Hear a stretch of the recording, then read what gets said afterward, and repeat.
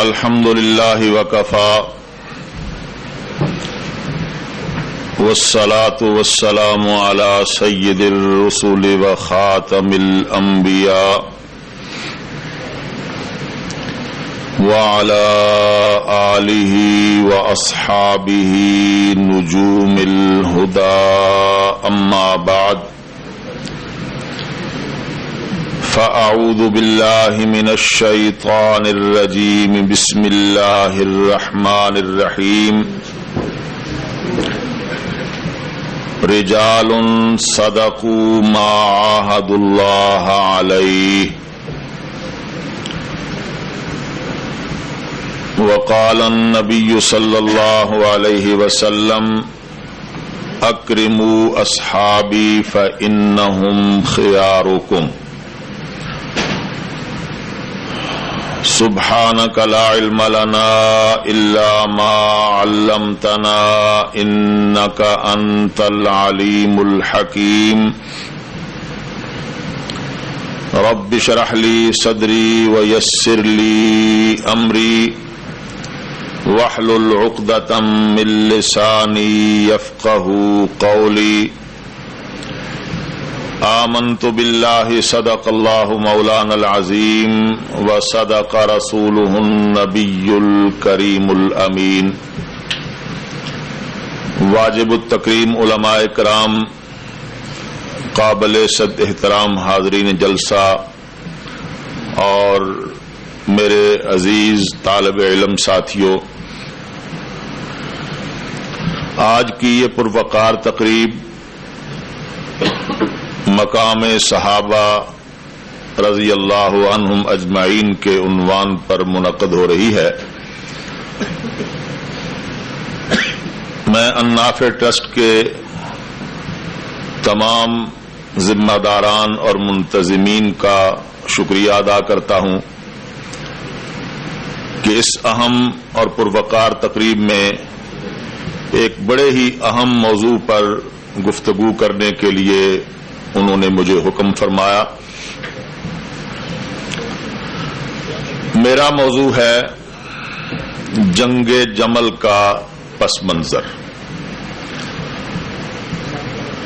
آپ سب حضرات ایک خاص فکر اور ایک نظریے سے وابستہ ہیں۔ آپ کے سامنے جنگ جمل اور اس کے نتائج کو بیان کرنے کی ضرورت میں محسوس نہیں کرتا۔ اجمالاً تعارف کے طور پر جنگ جمل تاریخ اسلام کی اس جنگ کو کہا گیا ہے جو جمادی الاولی سن 36 ہجری میں بپا ہوئی، اور اس کی قیادت ام المومنین سیدۃ النساء العالمین صدیقہ کائنات سیدہ عائشہ صدیقہ طیبہ طاہرہ سلام اللہ و رضوانہ علیہا نے کی۔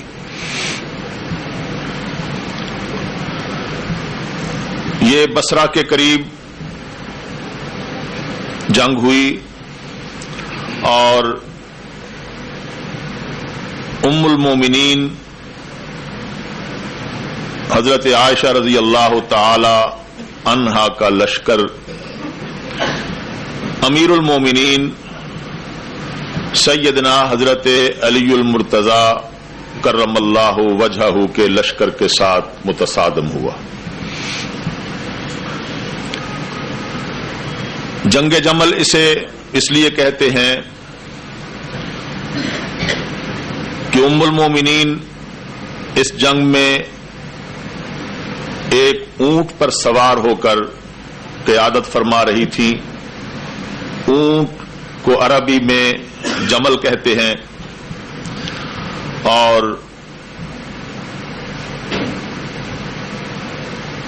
سیدہ نے بحیثیت سپہ سالار اس جنگ کی قیادت کی نتیجہ تاریخ کا حصہ ہے. دونوں لشکر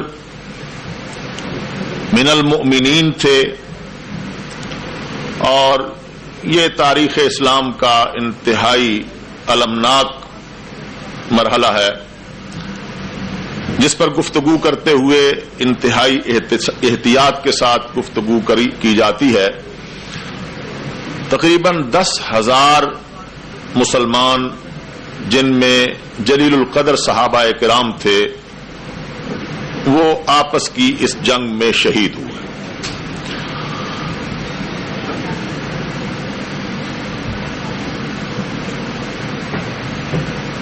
سیدہ عائشہ صدیقہ رضی اللہ تعالی عنہا کے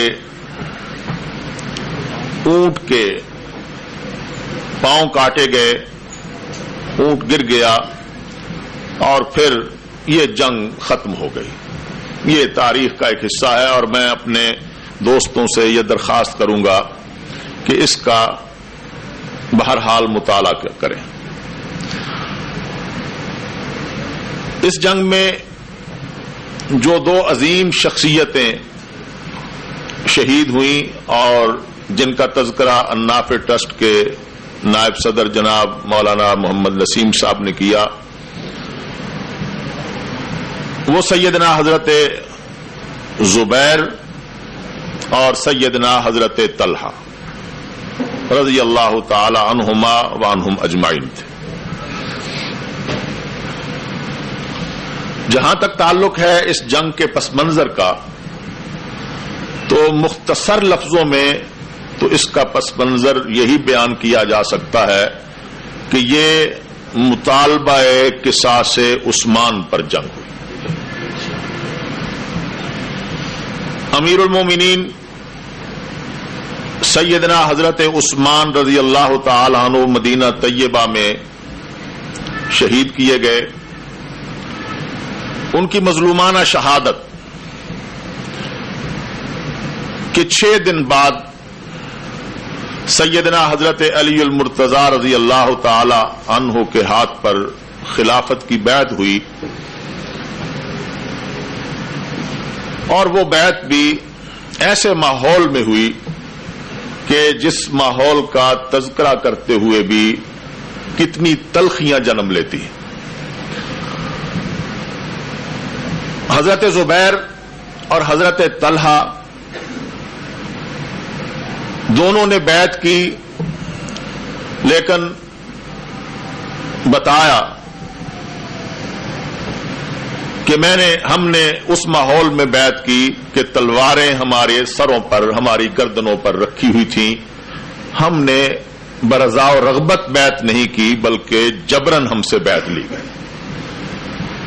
یہ موضوع انتہائی تلخ ہے لیکن تلخیاں سننے کا حوصلہ اپنے اندر پیدا